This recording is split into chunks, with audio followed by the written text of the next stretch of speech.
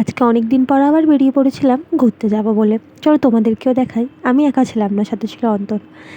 তো আজকে আমাকে কেমন লাগছিল তোমরা অবশ্যই আমাকে কমেন্ট করে জানিও।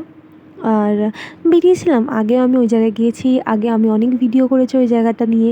হুসেন সাগর গিয়েছিলাম, বিএম বিড়লা মন্দির, তারপরে গিয়েছিলাম লুম্বিনী পার্ক, ওখান থেকে বুদ্ধ স্ট্যাচু, আর লাস্ট এনটিআর গার্ডেন হয়ে ব্যাক করা।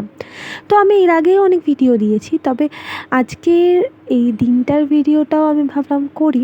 আগের আমার ভিডিওতে পুরো লোকেশান, কোথায় যেতে হবে, কীভাবে যেতে হবে দেওয়া আছে। তো আজকের এই সন্ধ্যাটা সত্যি বলতে খুব মজা করে কাটিয়েছি। অনেক ছবি তোলা, অনেক ভিডিও করা, অনেকটা সময় এখানে বসে থাকা। আর সবথেকে ভালো লাগে কী বলো তো, এখানের ওয়েদারটা। বিশেষত বিএম বিড়লা মন্দিরের উপর থেকে চারিপাশটা দেখা, তারপরে এইখানে এই বুদ্ধ স্ট্যাচুটার ওখানে গিয়ে হাওয়া খাওয়া। আর তারপরে মোমো খেয়ে নিয়েছি, হাওয়া শুধু খাইনি তা নয়, মোমোও খেয়েছিলাম। আর এই হায়দ্রাবাদে মোমো পাওয়াটা কিন্তু খুব কঠিনই বটে, তো পেয়েছিলাম, সেজন্য ছাড়িনি। 120 টাকা নিয়েছিল এক প্লেট 12। তো তারপরে ব্যাক করার সময় আশেপাশের এই লাইটগুলো দেখে এত ভালো লাগছিলো।